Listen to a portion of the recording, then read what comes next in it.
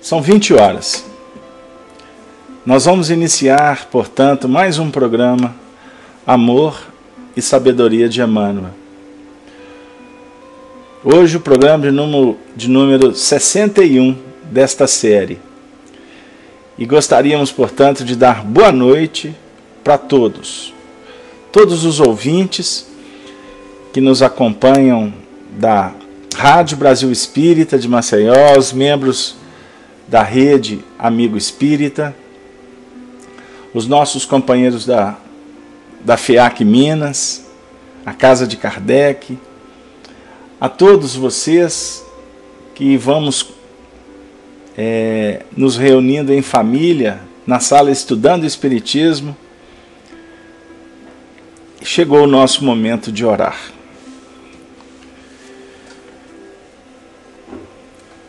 Deus, nosso Pai, Jesus, Divino Mestre, amigo de todas as horas, mais uma vez, Senhor, nos reunimos em torno do Teu Evangelho. Suplicamos que nesse momento todos os corações aqui vinculados, todas as famílias aqui representadas, possam receber, Senhor, o contributo do Teu excelso amor. Que a Tua paz, Senhor, invada todos os lares aqui sintonizados, nesta frequência bendita. Que a Tua proteção se faça. E que possamos, Senhor, com os corações sensibilizados, nos fortalecermos para enfrentar os desafios do caminho. Mas também te pedimos, Senhor, por todos que sofrem, por todos aqueles que nesse momento necessitam do Teu arrimo, do Teu amparo. Que a nossa felicitação por estarmos diante da Tua luz possa representar aquele sentimento de gratidão e nos convidar a todos para sair pelo mundo para semear apenas o bem.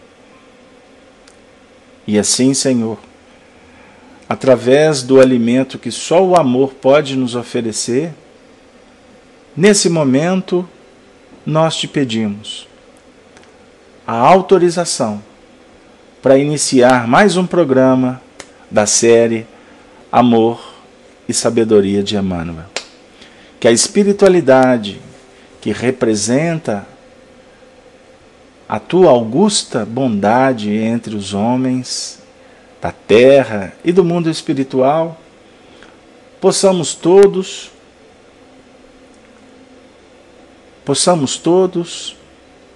aqui, nesse momento, agradecer e juntos construirmos o trabalho da noite.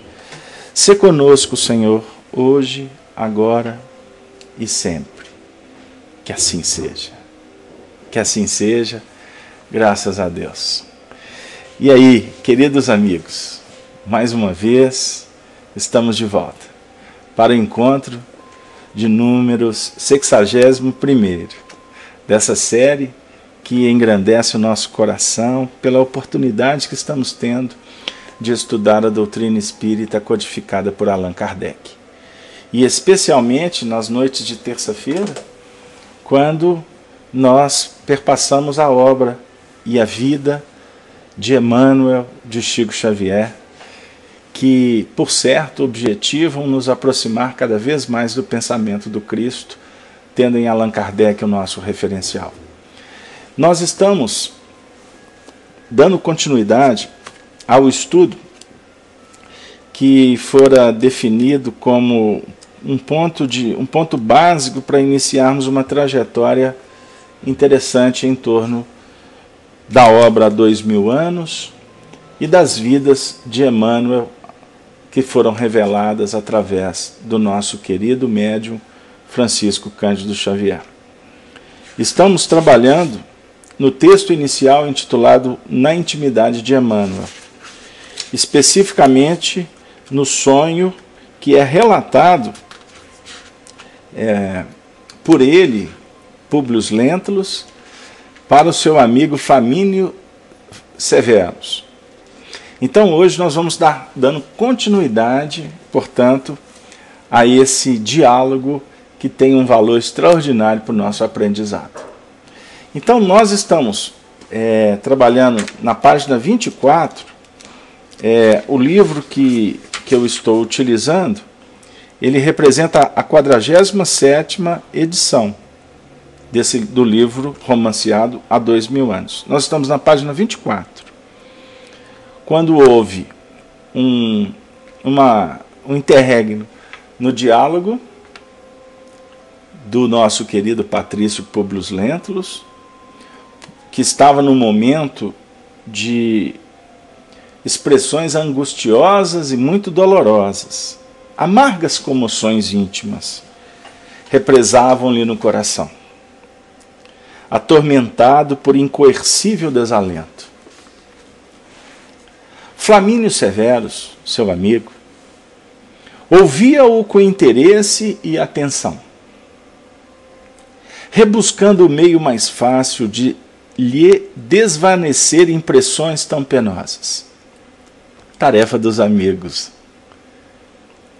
Sentia ímpetos de desviar-lhe o curso dos pensamentos, arrancando-lhe o espírito daquele mundo de emoções impróprias, da sua formação intelectual, apelando para a sua educação e para o seu orgulho. Mas, ao mesmo tempo, não conseguia sopitar as próprias dúvidas íntimas em face daquele sonho, cuja nitidez e aspecto de realidade o deixavam aturdido. Compreendia que era necessário, primeiro, reestabelecer a sua própria fortaleza de ânimo, entendendo que a lógica da brandura deveria ser o escudo de suas palavras, para o esclarecimento do amigo que ele mais considerava um irmão. Foi assim que, pousando a mão esguia e branca nos seus ombros, perguntou com amável doçura: e depois, neste sonho, o que mais vistes? Públio Lentulus, sentindo-se compreendido, recobrou energias novas e continuou. Depois das exortações daquele juiz severo e venerando, não mais lobriguei o vulto de Lívia ao meu lado. Este é o momento do sonho que ele se encontrava já no mundo espiritual após a desencarnação de Públio Lentulus Sura.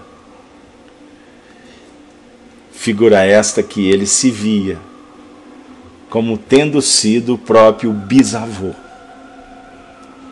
E depois de desencarnado, diante do tribunal da consciência, ele se sentia amparado por benfeitores e pela própria presença da sua amada alma Lívia. Mas outras criaturas graciosas envolvidas em péplos que me pareciam de neve translúcida confortavam meu coração com seus sorrisos acolhedores e bondosos. Atendendo-lhes ao apelo carinhoso, senti que o meu espírito regressava à terra. Observei Roma, que já não era bem a cidade do meu tempo. Um sopro de beleza estava reconstituindo a sua parte antiga, porque notei a existência de novos circos, teatros suntuosos, termas elegantes e palácios encantadores que os meus olhos não haviam conhecido antes naquela época. Olha que interessante. o processo do sonho, ele foi remetido a uma época muito antiga. Aqui ele estava exatamente em torno do ano 30 da era cristã. E no sonho dele, ele fora levado para a década de 70 antes de Jesus. Portanto, nós podemos calcular que 100 anos. Então ele estava sendo trazido e Roma já estava numa condição mais suntuosa, mais evoluída no sentido material. Então, continuando. Tive a ocasião de ver meu pai entre os seus papiros e pergaminhos, estudando os processos do Senado, tal qual se verifica hoje conosco. E depois de implorar a bênção dos deuses, no altar doméstico de nossa casa, experimentei uma sensação de angústia no recesso de minha alma. Pareceu-me haver sofrido dolorosa comoção cerebral. E fiquei adormentado numa vertigem indefinível. Não sei descrever literalmente o que se passou, mas despertei com febre alta, como se aquela digressão do pensamento pelos mundos de Morfeu me houvessem trazido ao corpo dolorosa sensação de cansaço. Ignoro o teu julgamento em face dessa confidência amargurada e penosa, mas desejaria me explicasse algo a respeito. Ele vai pedir ajuda para Flamínios. E aqui, ele está relatando um processo muito importante. Ele estava no mundo espiritual. Depois de muito tempo, em regiões em que ele se deteve distante do plano dos homens. Ele estava no mundo espiritual, aqui podemos subentender, em processo de sofrimento. Depois ele é levado para um movimento de preparação para a reencarnação. Já não mais se encontrava perto de Lívia, que, por certo, já estava no movimento do retorno também. E aqui ele foi levado para a residência do seu pai. Olha que interessante. Ele foi levado para a residência do seu pai. Então ele viu o pai no meio dos papiros. E naquele momento ele sentiu como que uma vertigem. Ali iniciava o processo, vamos dizer assim, tecnicamente, que favoreceria a sua vinculação ao psiquismo do pai, o campo energético, e já o que definiria a sua reencarnação. Aí, em meio à confusão mental, ele vai fazer uma pergunta para Flamínios. O que você pode me dizer de tudo isso? Flamínios responde: explicar-te? Obtemperou Flamínio, tentando imprimir à voz uma tonalidade de convicção energética. Ou enérgica, melhor dizendo. Bem sabes do respeito que me inspiram os álgures do templo. Mas afinal, o que te ocorreu não pode passar simplesmente de um sonho. E tu não ignoras como devemos temer a imaginação dentro de nossas perspectivas de homens práticos.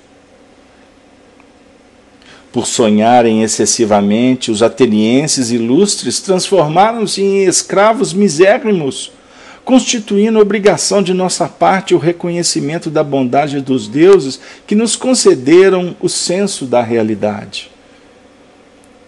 Necessário às nossas conquistas e triunfos. terrenos.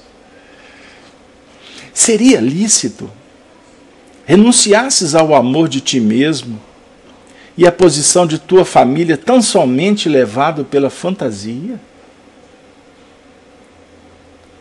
Públio deixou que o amigo discorresse abundantemente sobre o assunto, recebendo-lhe as exortações e conselhos. Mas depois, tomando-lhe as mãos generosas, exclamou, angustiado: meu amigo, eu seria indigno da magnanimidade dos deuses se me deixasse conduzir ao sabor dos acontecimentos. Um simples sonho não me daria margem a tão dolorosas conjecturas, mas a verdade é que ainda te não disse tudo. Se prepare. Agora é que o assunto vai ficar apertado para o lado dos dois. Flamínio Severus franziu o sobrolho, rematando: ainda não dissestes tudo? O que significam essas afirmativas?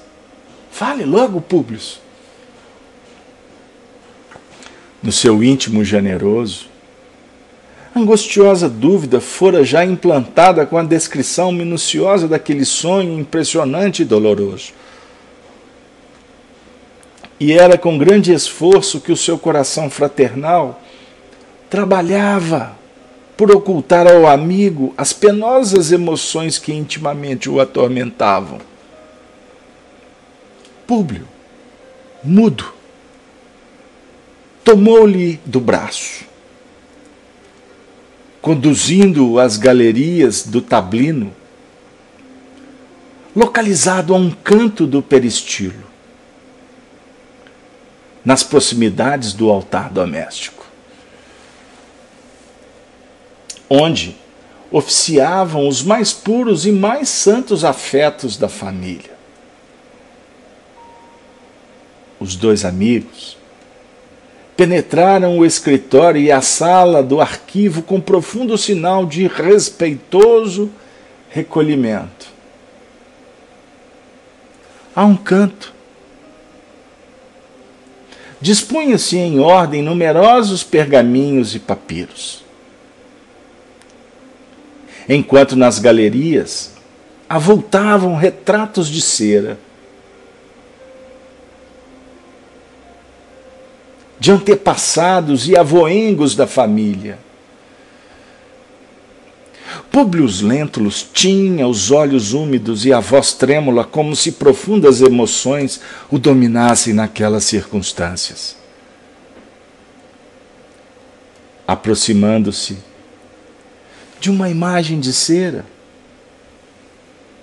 entre as muitas que ali se enfileiravam, chamou a atenção de Flamínio com uma simples palavra: reconheces? Sim, respondeu o amigo estremecendo. Reconheço essa esfinge. Trata-se de Públio Lentulus Sura, teu bisavô paterno, estrangulado há quase um século na Revolução de Catilínia. Faz precisamente 94 anos que o pai de meu avô foi eliminado nessas tremendas circunstâncias. Exclamou Públio, com ênfase, como quem está de posse de toda a verdade.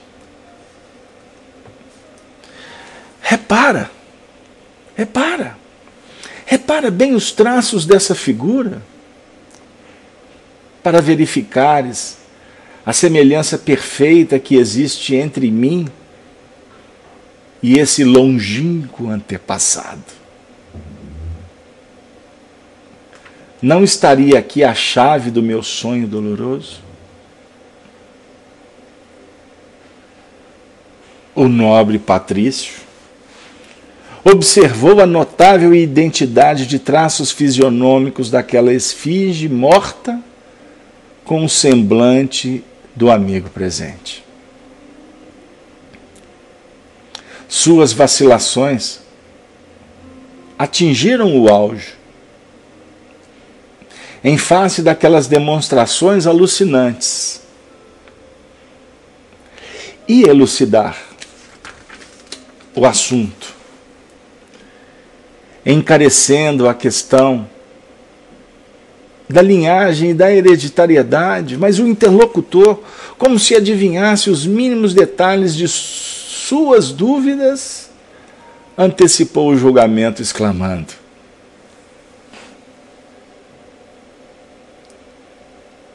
eu também participei de todas as hesitações que ferem o teu raciocínio, lutando contra a razão, antes de aceitar a tese de nossas conversações desta noite. A semelhança pela imagem, ainda mais extrema, é natural e é possível. Isto, porém, não me satisfaz plenamente. Expedi nesses últimos dias um dos servos de nossa casa, a Taormina, em cujas adjacências possuímos antiga habitação, onde se guardava o arquivo do extinto, que fiz transportar até aqui. Ele está se referindo à região da Toscana. E num movimento de quem estava certo de todos os seus conceitos, revirava nas mãos nervosas vários documentos, exclamando: repara estes papiros. São notas de meu bisavô acerca dos seus projetos no consulado. Encontrei nesse acervo de pergaminhos diversas minutas de sentenças de morte, as quais já havia observado nas minhas digressões do sonho inexplicável. Confronta, Flamínio, essas letras. Não se parecem com as minhas? Que desejaríamos mais além destas provas caligráficas? Há muitos dias vivo este obscuro dilema no mundo do coração. Serei eu, Públio Lento Lussura, reencarnado?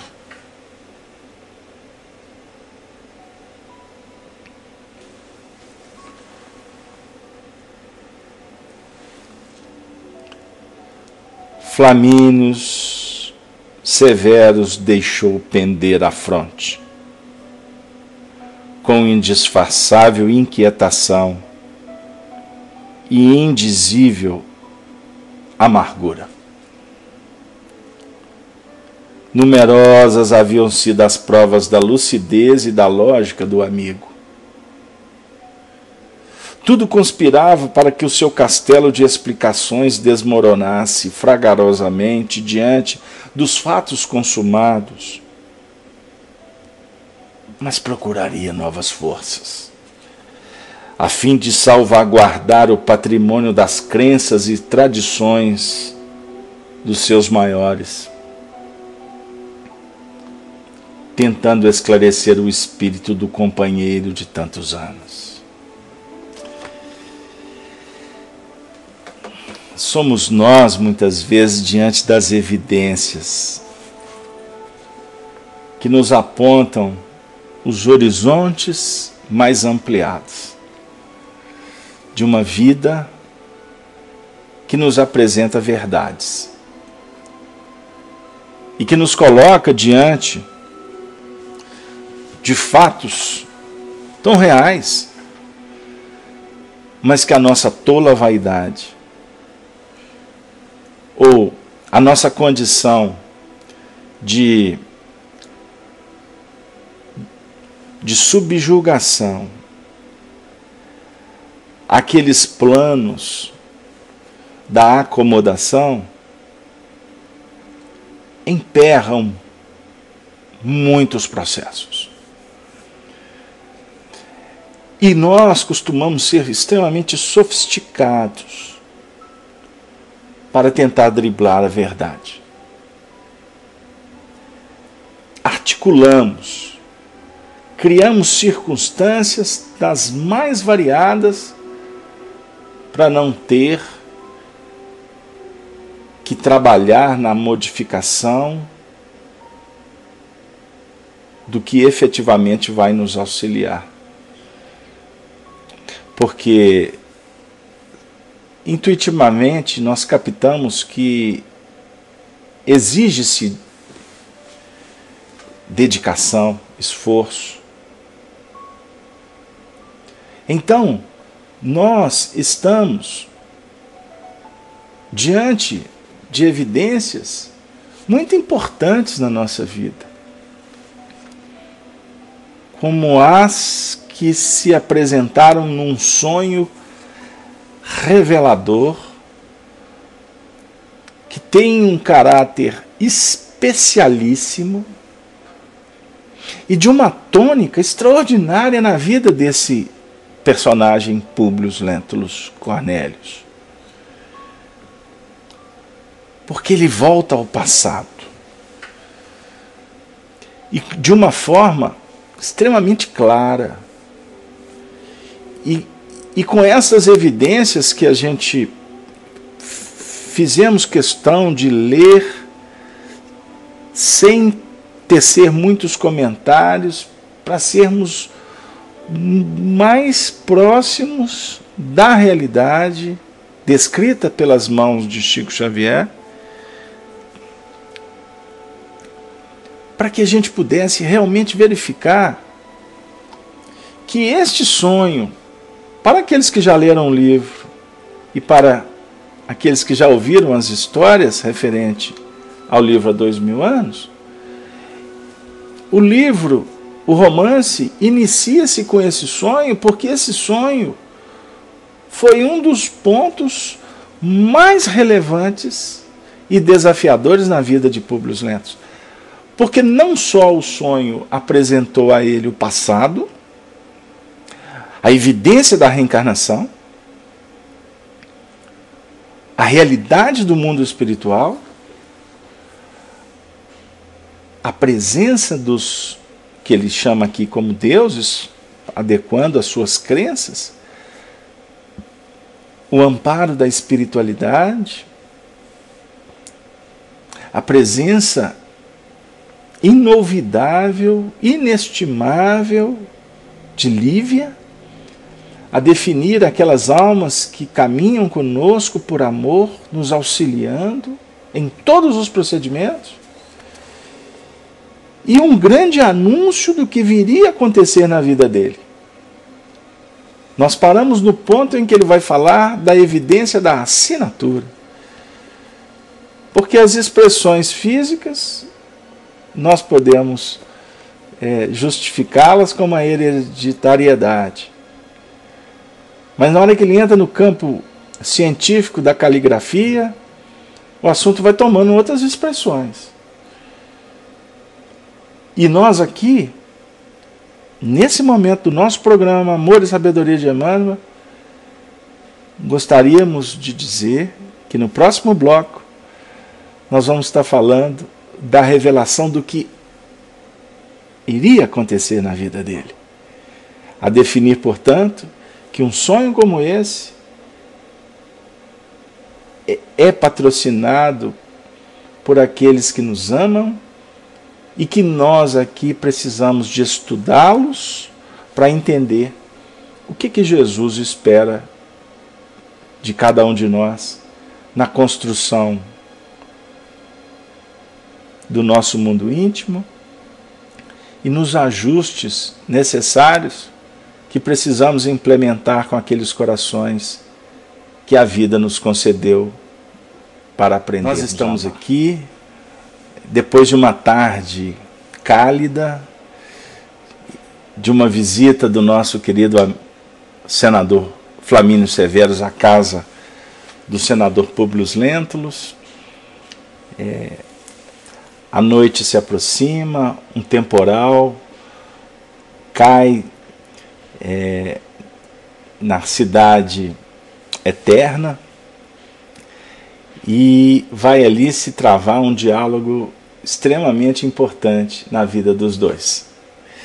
Então nós estamos no momento do diálogo em que Públio Lentulus fala para Flamínio sobre as considerações dos detalhes do sonho, a questão das aparências, da caligrafia, da lógica, e aí Flamínio Severus vai se posicionar de uma forma definitiva diante do fato. Diz assim: meu amigo, concordo contigo em face desses acontecimentos alucinantes. O fato é dos que empolgam o espírito mais frio. Mas não podemos arriscar nossas responsabilidades no rumo incerto das primeiras impressões.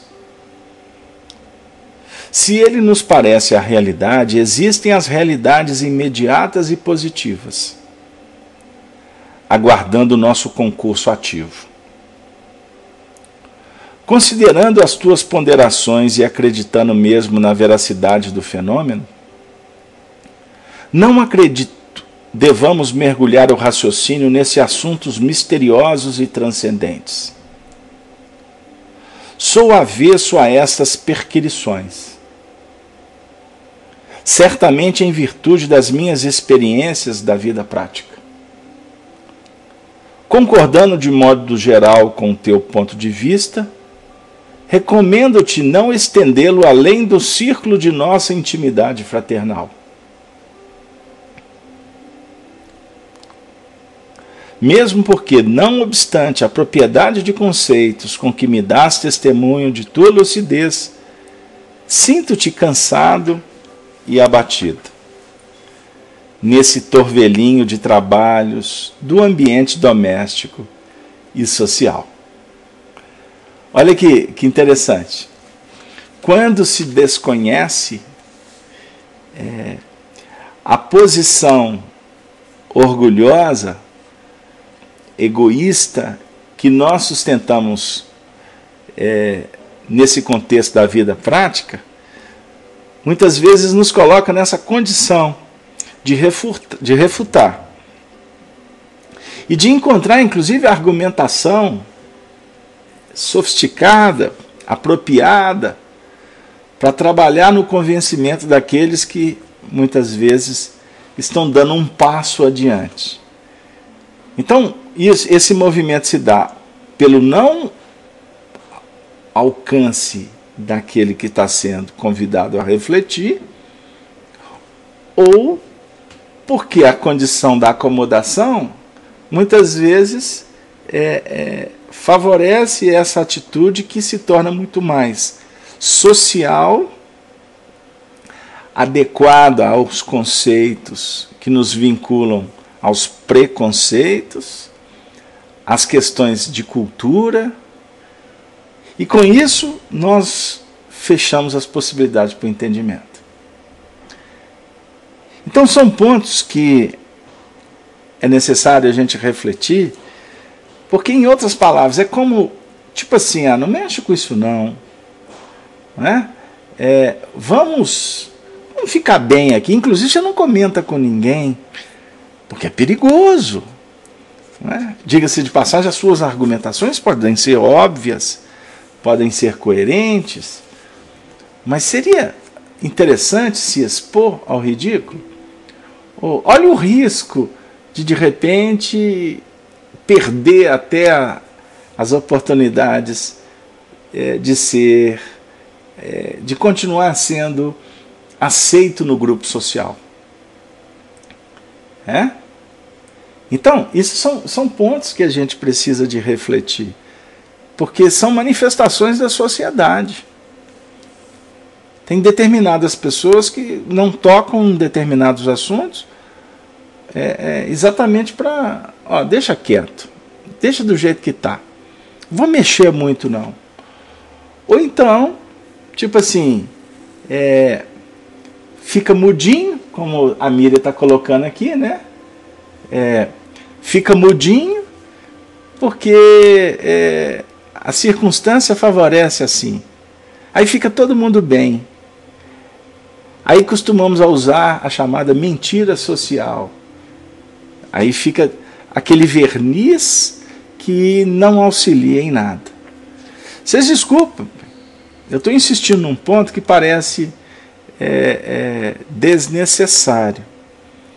Mas nós entendemos que se o texto está sendo trabalhado, a gente não pode perder a oportunidade de deixar de explorá-lo. Porque quando o assunto é trabalhar conosco mesmo, é necessário que nós possamos passar a olhar de frente para os problemas. É necessário que a gente possa encarar os obstáculos como oportunidade para vencer. E não ficarmos protelando. Se a gente faz isso socialmente, a reflexão que me bate aqui agora, para trabalhar com vocês, é que nós fazemos isso também para evitar as nossas próprias mudanças. É isso, Cleusa, que você, nossa companheira de Leiria, Portugal, que está no chat, colocando aí, esse o pensamento, não é? Então, se eu peguei bem, nós temos que procurar entender qual é a proposta do batismo do Evangelho. Nós temos 2 batismos. Por sinal, hoje é dia 24 de junho. E eu tenho que me curvar. Sensivelmente gostaria de dizer: louvado seja João. Dia 24 de junho. É o dia dele, que foi definido pelos homens como o dia de João. João Batista.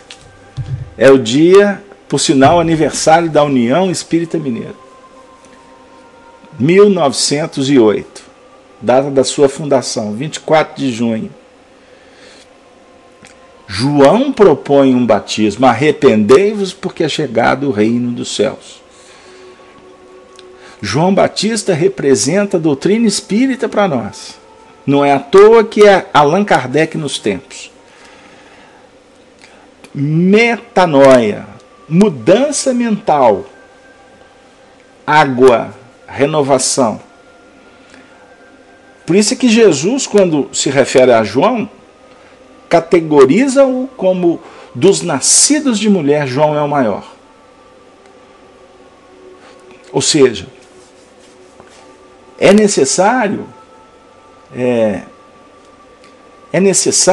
verificarmos a importância de trabalharmos os conceitos doutrinários espíritas como chave para interpretar as nossas necessidades quanto indivíduos. Mas nós não podemos ficar presos apenas a um movimento de intelectualidade, de entendimento, mas, acima de tudo, de incorporação, de transformação, que se dá através do mecanismo chamado educação espiritual. É a proposta da doutrina espírita. Mudança de hábitos, formação de caracteres novos. Agora, existe um outro batismo que a gente não pode abrir mão de refletir nessa noite, que é o batismo do fogo. Fogo purificador. O batismo do fogo é sustentado pela luz, pela candeia viva do Evangelho. Aí nós vamos estar trabalhando com sentimento, amor. Por isso é que Jesus define que dos nascidos de mulher, João é o maior, mas no reino dos céus, João é o menor. Por quê? O processo da educação, do entendimento, diante das expressões sagradas do amor, ele tem um papel inferior. Isso é didático, isso é para a gente entender, porque todo um mecanismo de escalonamento, né? É um processo de elevação, de evolução. Então, nós podemos buscar aqui agora a imagem da espiral evolutiva, que nós temos que subir num processo de educação. Por isso é que nós levantamos o Filho do Homem, para que depois ele descesse. Então nós aprendemos doutrina espírita subindo ao monte. Mas nós vamos aprender doutrina espírita descendo do monte. Não sei se deu lá a imagem. Então não dá para ser na base do verniz. Não dá para ser... não dá para trabalhar apenas nos aspectos periféricos. É necessário investir com insistência, com perseverança, com dedicação, com autenticidade. Não sei se agora deu lá. A gente queria ter chegado nesse ponto, com verdade, sem postergação, sem adulação, sem bajulação, verdade. Ajuste. Então, se vocês me permitem, eu vou continuar o diálogo. Porque Flamínios tinha feito uma pausa nas suas observações comovidas. Muito interessante como que Emmanuel coloca aqui. E ele, além de justificou, olha, esse assunto não deu, mas ele estava comovido, porque ele estava diante de um amigo. E o amigo estava com a alma compungida. Como quem raciocinasse, procurando um recurso eficaz para remediar a situação, aí ele vai sugerir com doçura. Olha que interessante. Poderias descansar um pouco na Palestina, levando a família para esta estação de repouso. Aqui começa. Ele não entendeu, mas ele vai começar a ser intermediário aqui para que a circunstância favoreça uma mudança.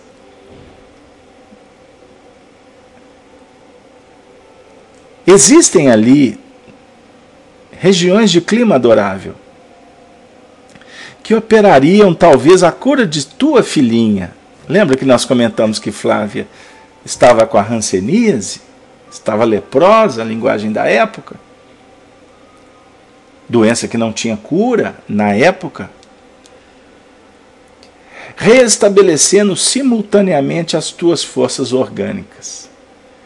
Ele estava dizendo, você também está precisando de ajuda, viu, meu amigo? Quem sabe?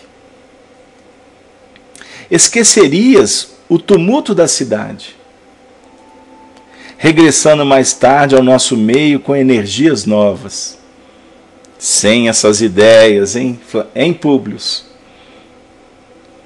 O atual procurador da Judéia é o nosso amigo. De quem que ele está se referindo? Poderíamos harmonizar vários problemas do nosso interesse e de nossas funções, porquanto não me seria difícil obter do imperador dispensa dos teus trabalhos no Senado, de modo a que continuasses recebendo subsídios do Estado, enquanto permanecesses na Judéia. Que julgas a respeito? Poderias partir tranquilo, pois eu tomaria a meu cargo a direção de todos os teus negócios em Roma, zelando pelos teus interesses e pelas tuas propriedades. Públio deixou transparecer no olhar uma chama de esperança. E como quem estivesse examinando intimamente todas as razões favoráveis ou contrárias à execução do projeto, ponderou: A ideia é providencial e generosa. Mas a saúde de Lívia não me autoriza a tomar uma resolução pronta e definitiva. Por quê? Esperamos para breve o segundo rebento do nosso lar.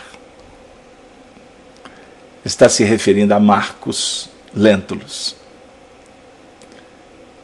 E quando esperas esse advento? Dentro de 6 meses. Interessa-te a viagem depois do inverno próximo?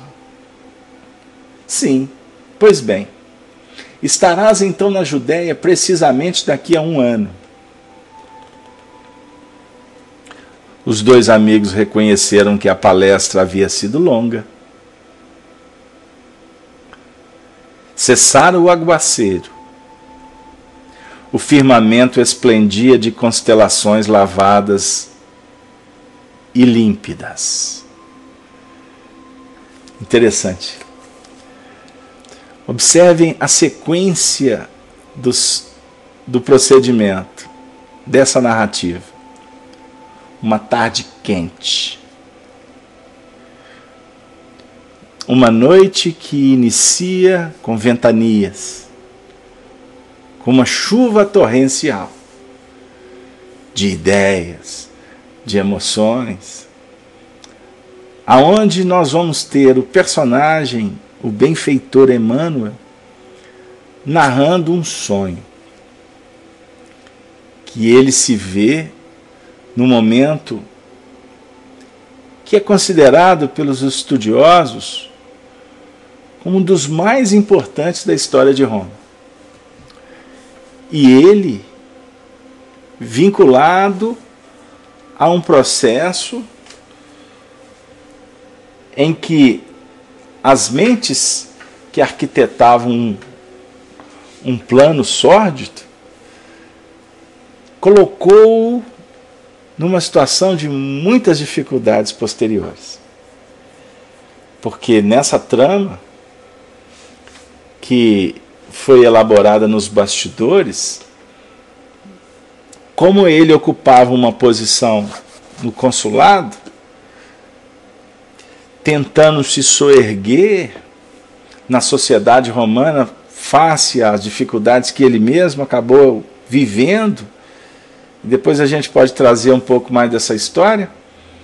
Ele participou de muitas tramas, decretos de morte, prisões, torturas, tudo em nome da vaidade, do poderio.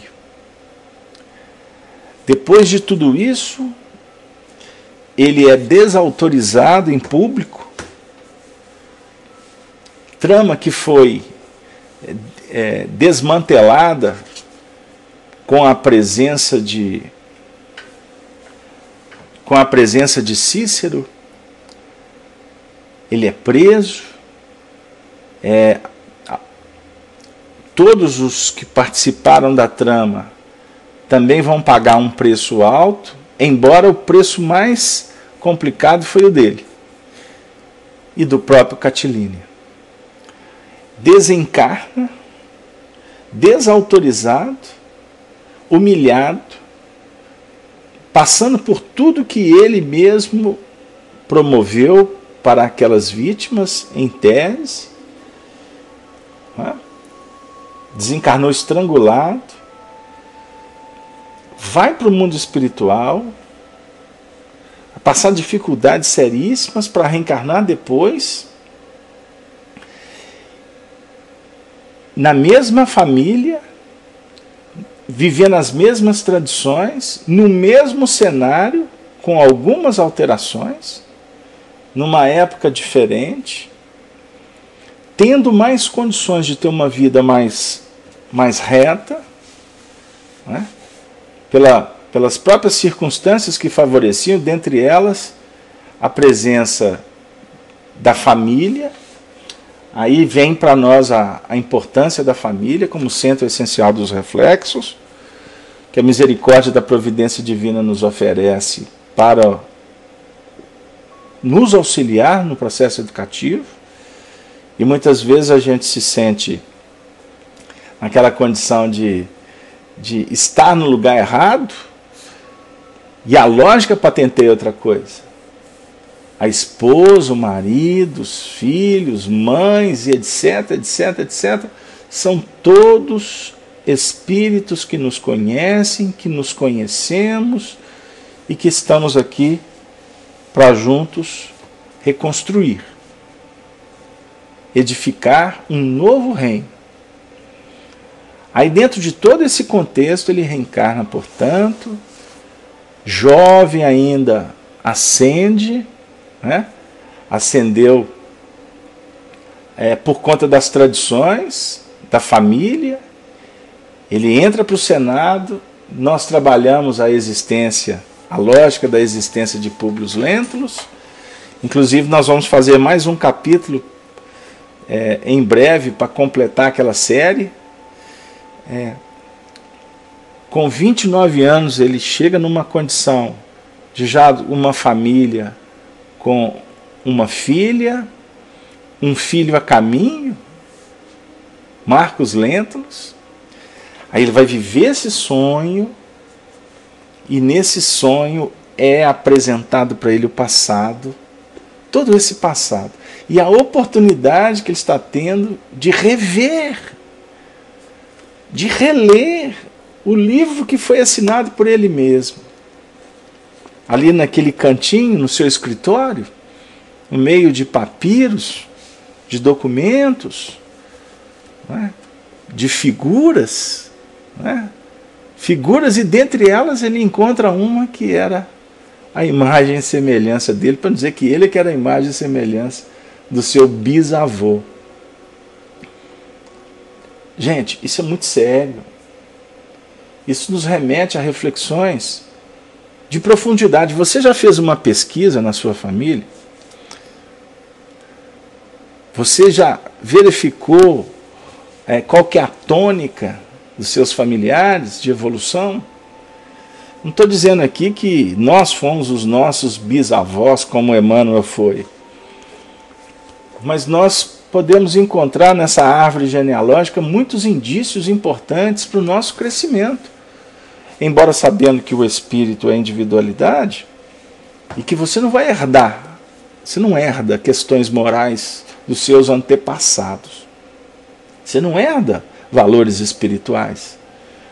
Mas existe um contexto interessante para se refletir. Não sei se agora a gente começa a chegar lá. Então, vamos fazer uma análise. Você está reencarnado aqui no Brasil?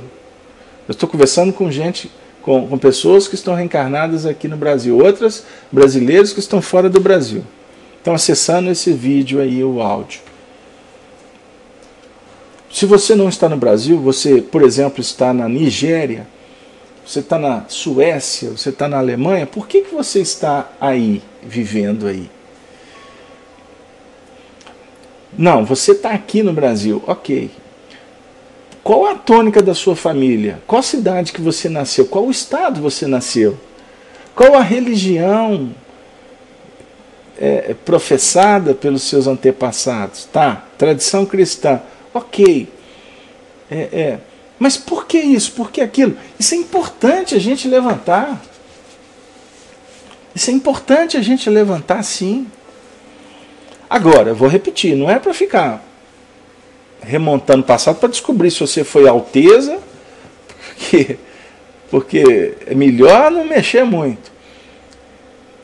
Porque a gente só quer, né, buscar glórias do passado. E na realidade a gente tem que observar o processo educacional que nós estamos inseridos e o tamanho da nossa responsabilidade. Por quê? Eu tenho conversado com algumas pessoas, até vou abrir isso para vocês.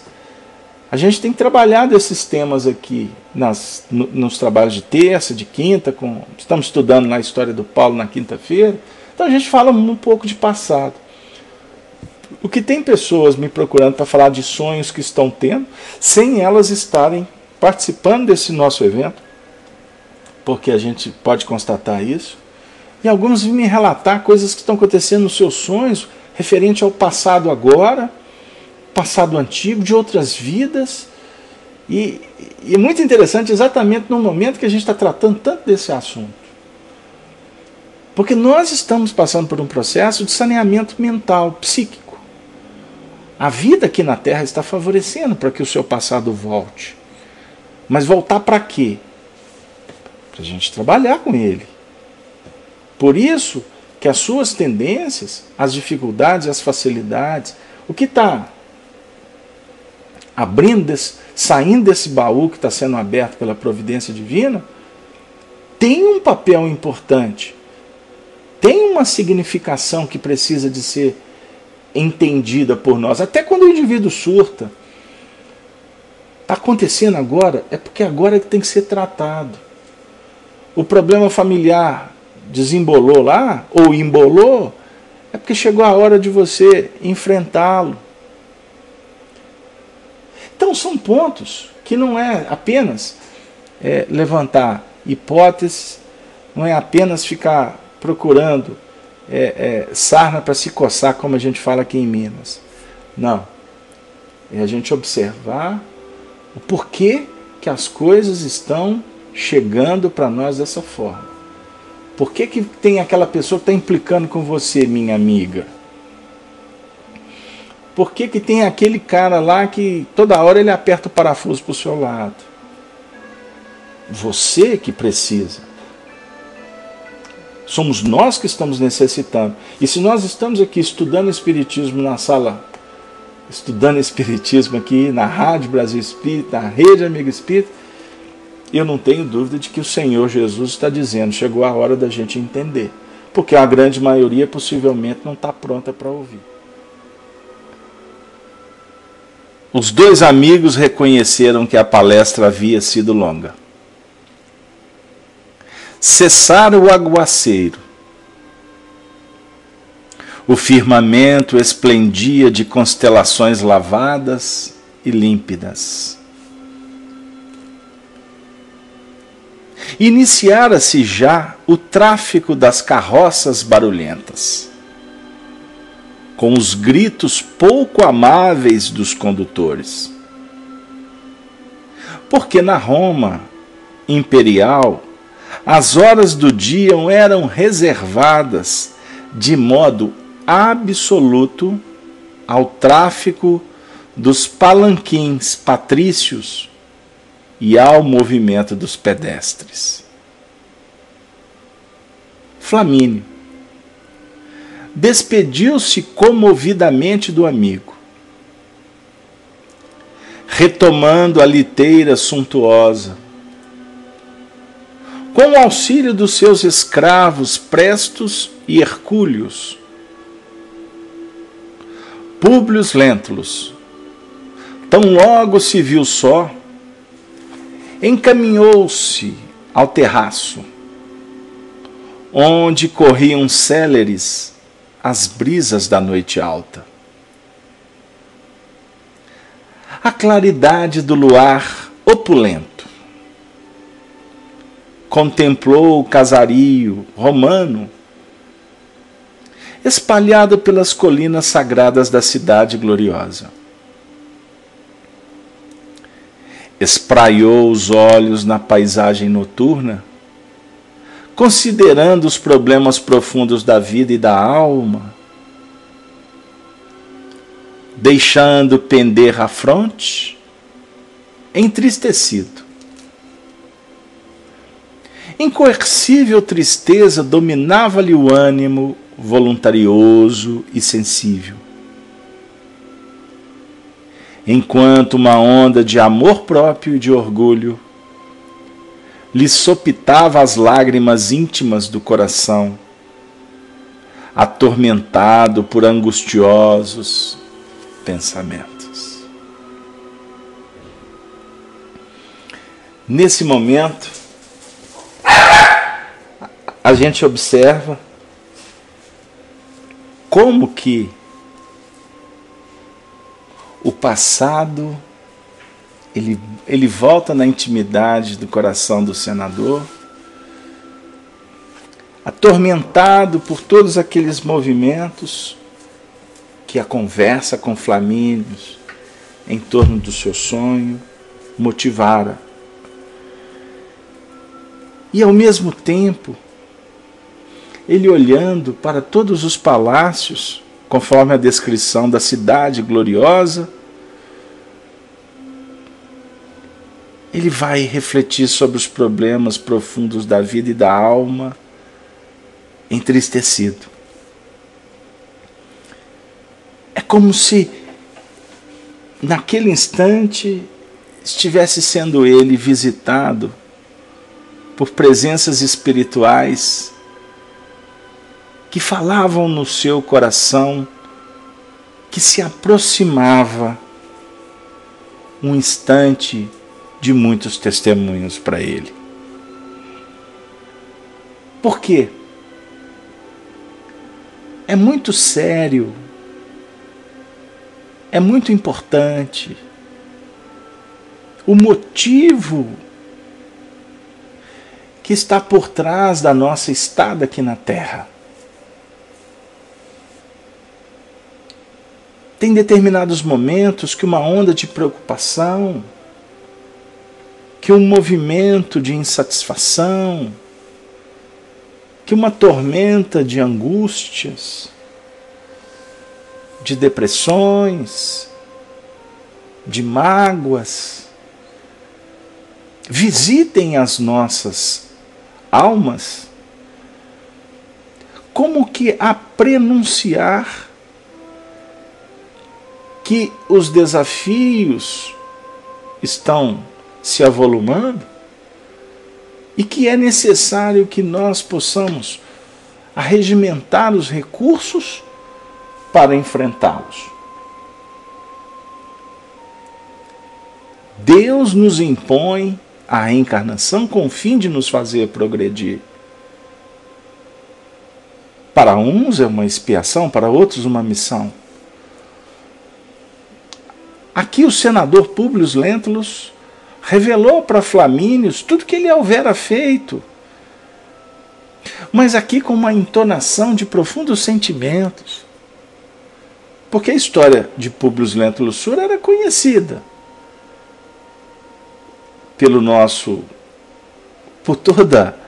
por todos aqueles membros do Senado romano. Toda Roma conhecia a trama que foi arquitetada ardilosamente por Catilínio. Mas aqui ele vai contar com a entonação de um coração que vivia um misto de arrependimento e, ao mesmo tempo, ele estava diante de painéis obscuros no que remonta ao futuro a ser escrito. A filha doente, Flávia. A esposa grávida de 3 meses do segundo filho. E aquele jovem, vamos dizer assim, com 29 anos, cheio de vida pela frente, sopesava sobre o seu coração uma nuvem sombria e que ele precisava de dissipar. Então, somos nós, nos momentos que avizinham os nossos testemunhos. Nós precisamos de dissipar a sombra.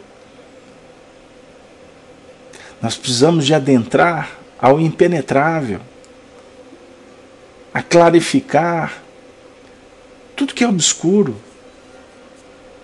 Por isso, nós estamos aqui estudando doutrina espírita, porque há um motivo extraordinário nos motivando, nos envolvendo para caminhar. Vencer a nós mesmos. Como o senador Públio Lentulus necessitava de compreender para vencer tudo isso que visitava o seu coração. Por isso, meus bondosos irmãos, nós estamos, de uma forma muito carinhosa e respeitosa, fazendo essas digressões no passado, da Roma antiga, para exatamente a gente perceber, com auxílio da história, o que efetivamente está promovendo as circunstâncias do agora. Eu gostaria, gente, de, nesse momento do nosso encontro, trabalhar com vocês um convite para que na próxima semana a gente possa caminhar dentro do próprio livro Há 2000 anos para um momento singular da obra, quando o senador Públio Lentulus vai ter um encontro divino, um encontro com Jesus. E nós gostaríamos de refletir com vocês sobre essa passagem, para que a gente possa também perceber o encontro que se avizinha, o nosso encontro com Jesus, o Mestre de nossos corações. Com isso, eu gostaria de, abraçando a todos, trazer para que a gente possa concluir os nossos trabalhos da noite, uma poesia de Maria Dolores, que está inserida no livro Antologia da Espiritualidade. Ela é intitulada Bendito Sejas.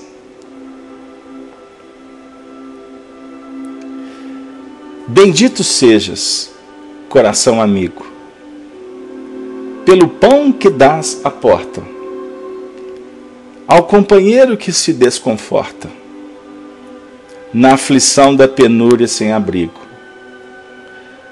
Deus te faça feliz pela roupa que ofertas aos torturados do caminho, que tanta vez se vão no desalinho das feridas que trazem descobertas.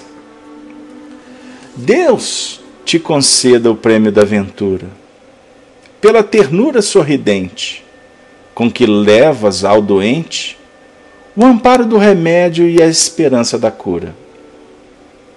Deus te guarde na fonte da alegria, para lenir, no esforço a que te des, a orfandade e a viuvez, que vivem para a dor de cada dia. Deus, porém, te abençoe, coração brando e pasmo, com a mais sublime recompensa, quando ouvidas a intromissão da ofensa, a golpe da injustiça e a pedra do sarcasmo. Deus te exalte no santo esquecimento do mal que te golpeia, reduzindo a extensão da chaga alheia, sem cogitar do próprio sofrimento.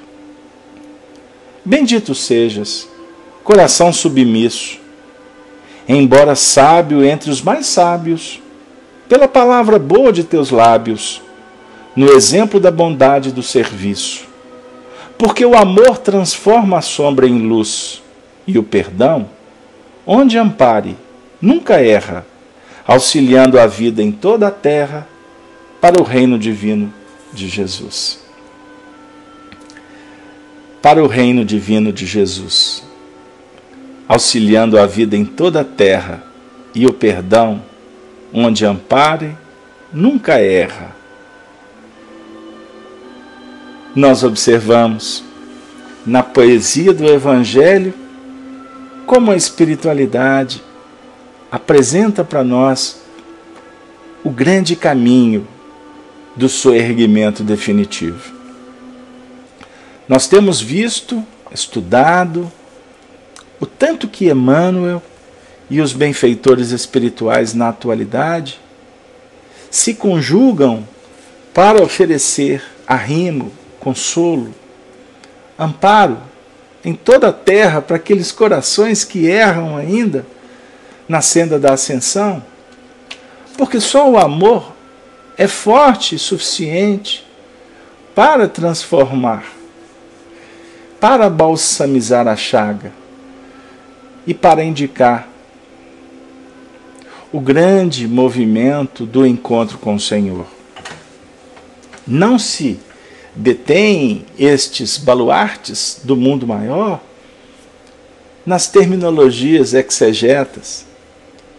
Não se prendem apenas à escolástica doutrinária. Todos eles estão em franca atividade em benefício desta humanidade. E nós, que aqui nos encontramos como aprendizes, incipientes, ainda ineficientes, nós precisamos de ter nestes exemplos o estímulo para que a gente possa fazer também. Aprender para servir melhor. Eu não tenho dúvida de que todos que nos encontramos aqui na sala estudando Espiritismo temos as nossas necessidades, que são muitas. Seja na família, seja os conflitos pessoais, os medos, as fobias, a mediunidade torturada, os filhos problemas, os maridos indiferentes, as esposas ausentes, a intolerância na sociedade, é o que nós falamos do verniz, das falácias do mundo. Aí nós encontramos no campo o desamor, a violência, a corrupção, a injustiça, a hipocrisia. São pontos negros que na realidade representam facetas da nossa própria intimidade. Por isso é que o cristão, convidado para o trabalho no bem, ele esquece o mal do mundo, mas ele trabalha em prol da luz do mundo. Por quê? Para que a vitória do bem se faça, é necessária uma construção permanente e que principia do esforço, da dedicação, da fé que nos coloca diante desses obstáculos pessoais para que, em sobrepondo-os, vencendo-os, nós façamos luz em nós mesmos. E com isso, quem sabe, sem pretensão alguma, possamos também iluminar o caminho daqueles que amamos ou daqueles que nos odeiam, que nos perseguem. Isso não importa, porque o bem se faz sem olhar a quem. É um adágio antiquíssimo, que define para nós que só por fazer o bem nós vamos efetivamente garantindo a nossa segurança pessoal, o nosso alimento imprescindível. E não tenha dúvida, a nossa paz de consciência. Por isso, nós também sabemos que durante o estudo que realizamos aqui, muitas vezes vencendo muitas dificuldades, não é simples, não é só um bate-papo, tem todo um contexto de organização, de técnica, de gerenciamento, mas que também envolve frequências espirituais das mais variadas, porque também as trevas se agigantam, se organizam para impedir que a luz seja, vamos dizer assim, dinamizada, ela seja espargida. Então, queridos amigos, nós gostaríamos de, inspirados no Bendito Sejas, agradecer a Emmanuel, a todos os benfeitores espirituais que favoreceram o nosso encontro, agradecendo a Jesus pelo amparo aos nossos familiares, a todo esse contexto de vida que favorece a nossa caminhada. Nós agradecemos também pela condição de vida que nós temos. Como costuma dizer alguns companheiros, nós não temos o que merecemos, nós temos o que precisamos, não é? E embora não tenhamos dúvida do que o que nós precisamos é o que efetivamente também nós merecemos. Só para brincar com as palavras, e de uma forma muito alegre, de uma forma espontânea, mas de uma forma também eminentemente amiga, nós gostaríamos de agradecer a vocês, os ouvintes que nos acompanham com tanto carinho. Eu gostaria de agradecer a todos que estão na sala, pessoas de várias partes do Brasil. Eu peço novamente desculpas porque os nossos últimos estudos não estão sendo tão interativos, porque eles estão remontando alguns aspectos da história e a gente acaba tendo que ler, mas eu prometo que nós vamos voltar aos nossos miudinhos, aos nossos bate-papos com o Evangelho e poder também contar com as participações mais efetivas dos nossos amigos de outras terras. Que o Senhor Jesus, portanto, felicite a todos para que tenhamos uma noite de muita paz, de muita esperança, de muita alegria. E, inclusive, me vem aqui agora uma ideia e eu gostaria de encerrar falando um pouquinho dela. Embora tantos problemas no mundo, só o brasileiro é capaz de acolher com tanta alegria, com tanta fraternidade, a tantos corações que a providência divina favoreceu para estarem conosco aqui, nesse período que está sendo disputado a Copa do Mundo. Sabemos que muitas coisas, já existem muitos veículos, pessoas, políticos que já batem nessa tecla. O nosso papel não é esse. O nosso papel é falar sempre de cristianismo, sempre falar de paz, sempre falar de promoção, sempre falar de oportunidades. O Evangelho sempre fala de uma vida mais qualificada. E não tenhamos dúvida de que milhares e milhares, milhões de pessoas estão recebendo o carinho de Jesus através das mãos, dos olhos, do sorriso, do coração dos brasileiros. Por isso, se antes tinham aqueles que estavam organizando preces, fazendo comoções aí para sustentar a paz do Brasil, lá atrás a gente dizia: a paz é o prêmio do bom combate. E o bom combate, ele é organizado, ele é gerenciado por Jesus. Bem-aventurados serão aqueles que ouvirem a voz do pastor e agirem conforme ele nos ensinou. Não temos que preocupar. Tudo está certo na humanidade. O que está errado são os nossos pontos de vista e o nosso vínculo ainda à treva. Porque o que eu acho que é treva no outro é aprendizado, é oportunidade. Passemos a observar a vida com os olhos de misericórdia. Foi Jesus quem disse: misericórdia quero, sacrifício não. Muita paz, um beijo no coração de todos os ouvintes da Rádio Brasil Espírita, da Rede Amigo Espírita, a todos vocês que nos acompanham nesse programa Amor e Sabedoria de Emmanuel. E eu encerro dizendo: Ave, ave, ave Cristo. Até breve. Que assim seja.